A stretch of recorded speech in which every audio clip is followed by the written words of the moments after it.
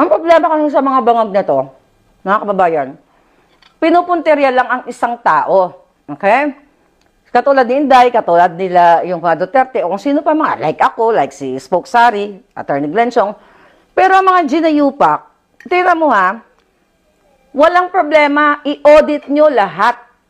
Pero bakit yung flood control na pinagsinungaling sa inyo, o di ba sabi ko nga, yun bago ako mag-start, sabi ko, simple lang pag-uusapan natin. Eh, wala eh. Nasa DNA ko talaga mga jotang genemes na ito, hindi maalis.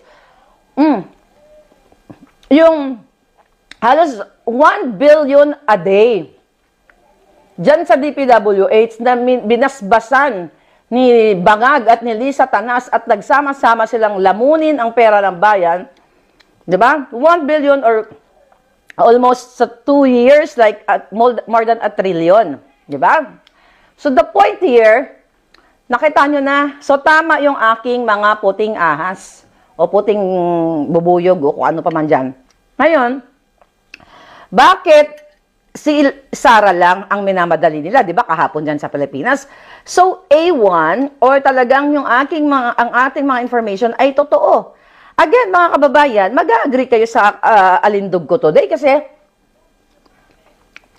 yung kinakwestiyon nila kay Inday, yung sinisira nila na 125 million na confidential fund, di ba? Yan mga ino-audit nila, iba pa. Barya lang yon sa 1 billion a day. You do the math. Di ba? You do the math, mga palangga. Yung flood control, na ando na yung ebidensya. Nabaha na kayo, na leptospirosis na kayo lahat, nangamatayan na kayo, then ayaw nilang tutukan. Pero si Inday Sara, yung kanyang kanyang performance diyan sa DepEd at sa Vice President, talagang bonggang-bongga. Ibig sabihin, mas nakikita mo yung resulta. Why? Imagine, ulit-ulitin ko, itong si Inday Sara, nagbibit-bit ng mga batang estudyante na deserving students abroad para ma-experience sa mga batang Pilipino na deserving students to go abroad to see paano yung tinatawag na leadership or international relation. While bangags and the other bangags and more bangags, ang binibit-bit sa eroplano ay ang mga pulboronic at stash ng pulboron, ang mga kabit, ang mga jutang ginemes na mga kamag-anak, ang lahat ng mga yawa, binibit-bit nila at the expense of Filipinos' money. Pero walang auditing. You know what I mean? Walang audit. Ganon ang eksena. So, mga kababayan, well, we're not gonna stop bulljacking them. Kasi kaya nila ginagawa, di ba? Alam niyo naman, yan ay epekto lahat ng mga expose natin. Effect lahat yan ng authentication. Effect lahat yan ng paglabas ni Kati Binag. Effect lahat ng testimonya ni Morales. Effect lahat ng hakbang na mga maiisog all over the world. Yung mga palangga natin, mga OFW. Kasi ipinapakita ninyo na sukang-suka na kayo sa gobyernong ito na niloloko kayo, mga palangga. Niloloko kayo ng bonggang-bongga. Imagine nyo, si Inday lang ang gusto talaga nilang puruhan. So the target now, well, even before, ay madaliin nila. Madaliin ng bongga-bongga para hindi na sila makaalis sa pwesto. Kasi nga, sino ba ang susunod kapag si Bangag ay nagkaroon ng muscle spasm ulit? Si Bangag ay na-overdose, hindi si Inday Sara. Kaya nila minamadali, mga palangga. Yun. Hi, Ludi Mapalo. Thank you so much. From Edmonton, Canada.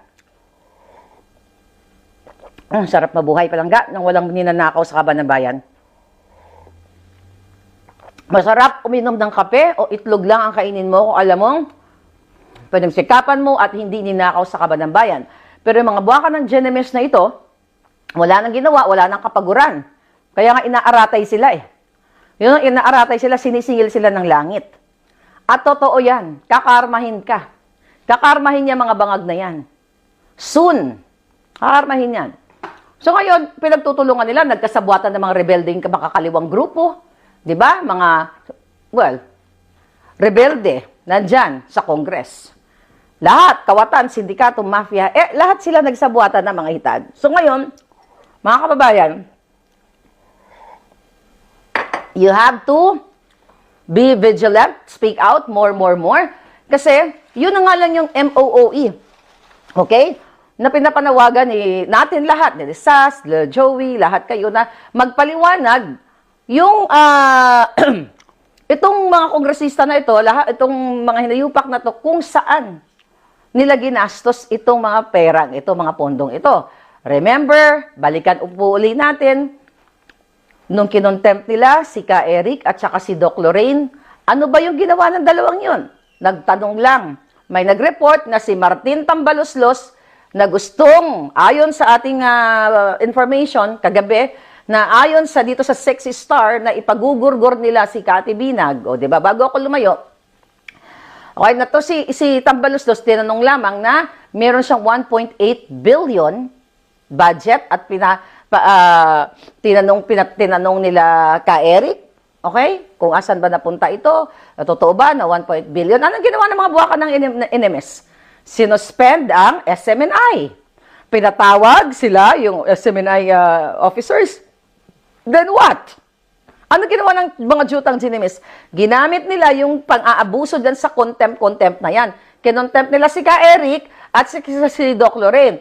Si Ka Eric, yung dalawang yun, mas magaling pa dun sa mga umuupo dyan sa kongreso, mga kawatan. Ikaw, nakikita mo ako? Ikaw, walang alam yung utak mo. Kayo mga kongresista na yan. Ang laman lang, burak. Ang laman lang utak nyo, puro pagnanakaw. Yes, ikaw.